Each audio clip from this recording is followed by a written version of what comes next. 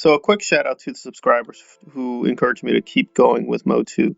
They were very confident that it would get a lot better. And I agree. It does get a lot better. So there is that. I'm a little bit torn on the ultimate grades. I guess I would give episode 3 a 7.25, and I would give episode 4 a confident 7.75. I'd like to go higher, but there were moments which are like, they were a little suspicious, but let's get into it. So, episode 3, basically a very great Man at Arms episode. It is yes, Tila centric, but they actually do give the spotlight to a lot of other characters, so I did appreciate that. Orko was really well done, episodes 3 to 4. He really stands out. I'd like to say the same thing about Skeletor, but yeah, I feel like just Mark Hamill as Skeletor is competent, but I don't think he's bringing too much to the table. Lena Headey, I now like a lot more than I did at the very beginning of the Motu. So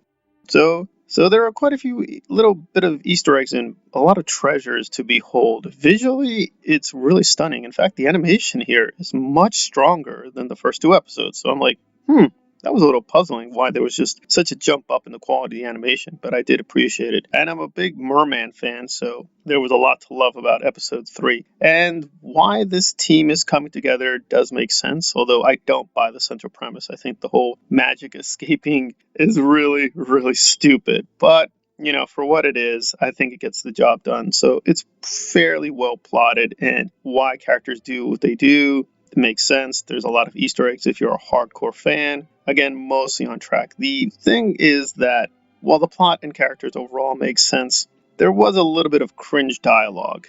And what's ironic is that episode 4 is a little bit worse, but that's towards the end. So overall, I do think the third episode is overall stronger, but I have to say, episode 4, for the most part, I liked a lot more. There were elements there, I think, which were much stronger and pushed the grade upward. So with episode 4, the music especially was powerful. I was really into the music. I was like, if they could combine the 80s soundtrack to this, that would be, no lie, like almost near perfection. It was that good. However, the theme and the dialogue towards the end got a little really bit stupid. I was just like, okay, I appreciate what they're trying to do. Again, ideologically, I'm not on their side, but it's like, okay, I have to judge the story on its own basis.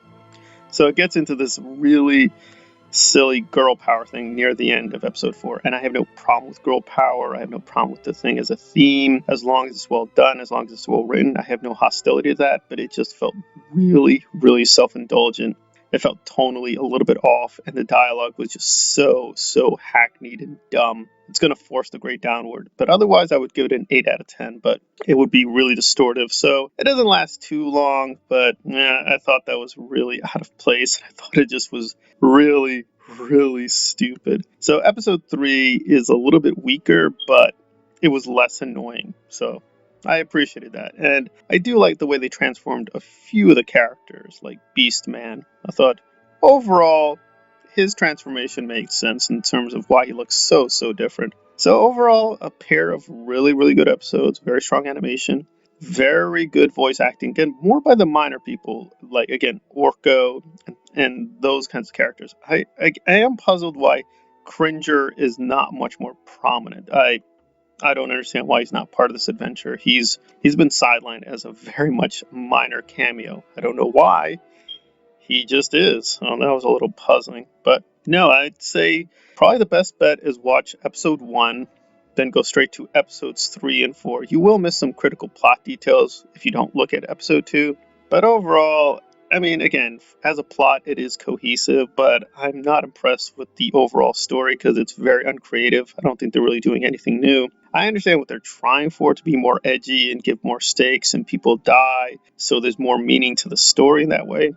I don't believe in that. I think a story generates its own meaning by what it's trying to do, not just trying to be edgy, cool, hip, or whatever. But not gonna lie, these are strong episodes. If you're not burdened by the 80s cartoon or think that's the only true He-Man, you'll probably enjoy and like these episodes. I think on their own the story does work, and overall it was fairly well done in terms of dialogue, music, script. and the whole thing. So again, I'm going to give episode 3 7.25 and episode 4 7.75. Overall, some strong things, but I do think only in certain places, but the politics and the subtext message kind of pull down the grade. But yeah, overall, you can just go into these episodes and enjoy them as fairly well done cartoons.